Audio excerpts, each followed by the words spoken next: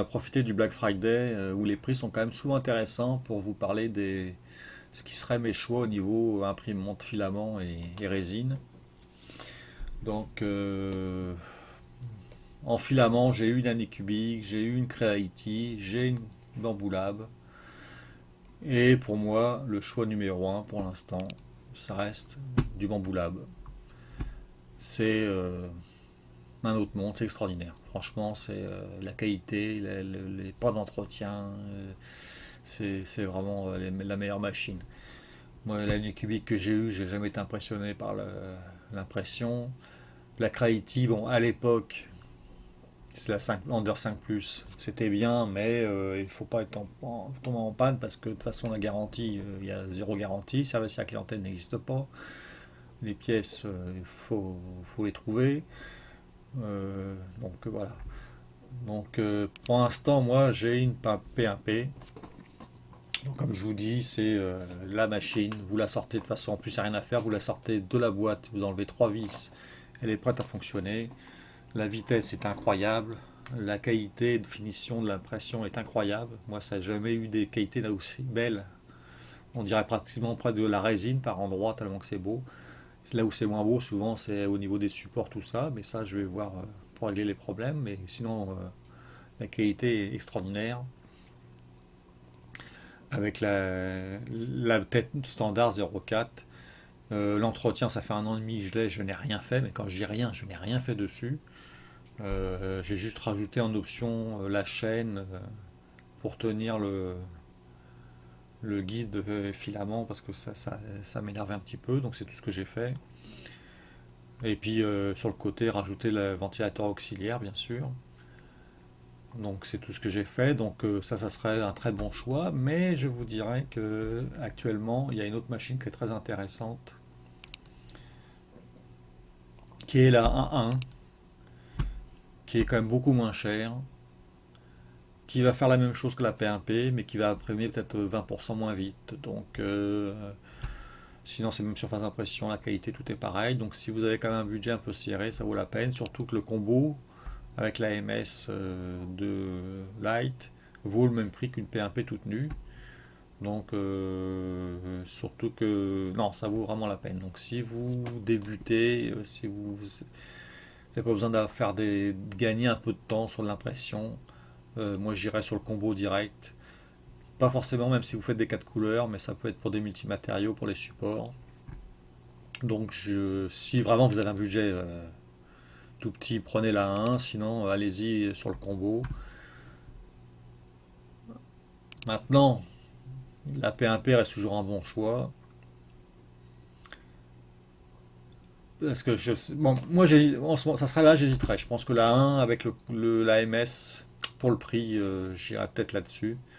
Après, c'est sûr qu'admettons une pièce que je mettrais 10 heures sur la P1P va peut-être me prendre 12 heures sur la 1. Bon, 2 heures de gagner, si vous avez 20 pièces à faire, bon, c'est énorme. Donc, si vous avez des grosses pièces à faire souvent, régulièrement, bon, pour gagner un peu de vitesse, oui, ça peut valoir la peine. Sinon, bon. Vous avez aussi l'AMS pour la P1P qui est en spécial, donc qui vaut la peine, que j'ai commandé, j'ai craqué, ça fait un bout de temps que je regardais, mais comme moi je fais pas plusieurs couleurs, ça m'intéressait pas. Mais finalement j'ai des pièces pour faire des supports en différents matériaux pour que ce soit de meilleure qualité, donc j'ai dit l'AMS ça va être intéressant, donc je reçois aujourd'hui normalement. Donc ça va me servir pour faire des multimatériels. Donc ça j'ai commandé, c'est pour ça que je vous dis, des fois on veut pas faire du 4 couleurs, mais l'AMS peut être utile. D'où le prix intéressant de celle-là. Et comme je vous dis, si vous voulez des pièces, donc là c'est pour la P1P, donc si vous voulez des pièces de rechange, vous avez tout là dans leur site et les prix sont quand même pas très chers, c'est raisonnable. Moi pour vous donner un exemple, sur la Creality, j'ai dû avoir trois cartes mères qui ont sauté en même pas un an. C'était 120 $ je pense la carte. Garantie zéro, il n'y a même pas un prix si tu rachètes une autre carte mère parce que l'autre a sauté, c'est débrouille-toi, donc Creality, moi c'est fini. Alors que là, les prix sont quand même raisonnables. En plus, la garantie, ils vont quand même l'appliquer. Donc, vous voyez, les prix, c'est pas cher. Donc, ça c'est pour les imprimantes filaments. Si pour le ce qui est du filament, je prends pas mal souvent du Bamboo Lab parce qu'il est pas cher.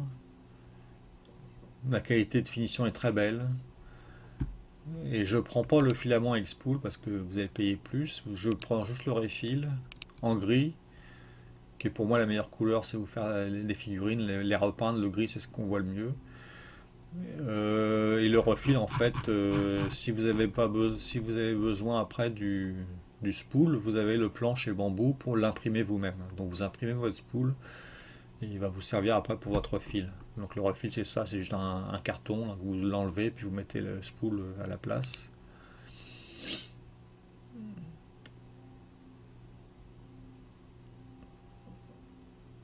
Et en ce moment, si pour le Black Friday, bah, c'est pour nous le cas au Canada, mais normalement aussi chez vous, pour 4 rouleaux vous achetez, ils vous donnent un spool. Donc, ça vaut la peine.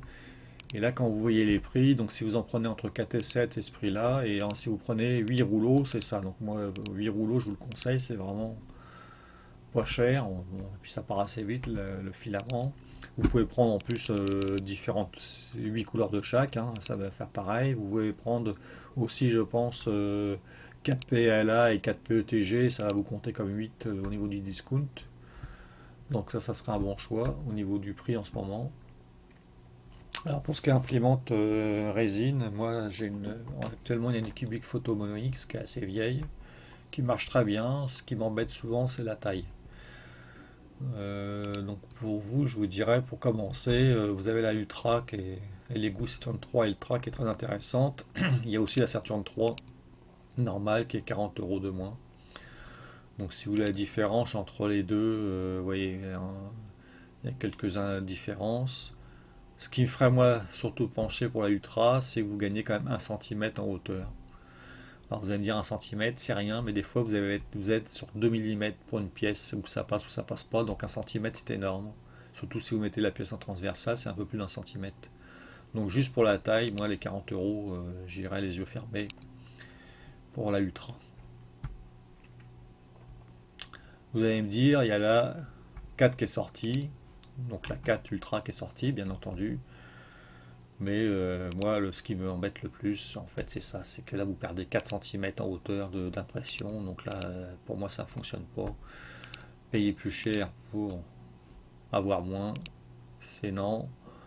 En plus de ça, vous avez un système, là, on va vous faire voir là, ce qui me fatigue un peu. Vous voyez, le bain, là, ça tilte, des espèces de tilt, voilà, vous voyez, ça bouge. Donc c'est bien beau, c'est bien joli, mais des fois on fait chauffer, tomber de la résine là, donc on peut essuyer avec le plateau, mais là la résine est-ce qu'elle va tomber à l'intérieur? Comment ça fonctionne? Le mécanisme pour moi c'est plus compliqué qu'autre chose. Je vois pas trop l'intérêt de compliquer les trucs. Il y a une caméra, il y a tout ça. Bon, pour moi c'est payer des gadgets pour rien et pour perdre en plus une surface d'impression pour avoir plus de problèmes de panne, de mécanique. Donc la Ultra, la 4, moi, elle est rayée.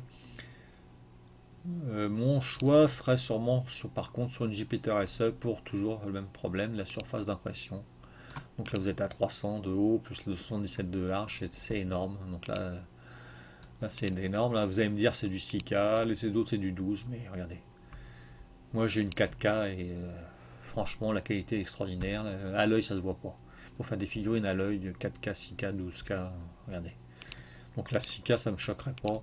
Je partirais sûrement là-dessus pour la surface d'impression. Maintenant, si vous n'avez pas besoin d'avoir des surfaces énormes comme ça, ne vous embarquez pas sur des grosses machines. Ça va vous causer plus de problèmes qu'autre chose. Toujours pareil, la 3 Ultra, magnifique, parfait. Pour ce qui est des résines, bah, je prends toujours de la résine qui se lave à l'eau. Et depuis quelques temps, je prends de la ABS Light, mais pas forcément chez Anycubic parce qu'elle est quand même plus chère d'habitude.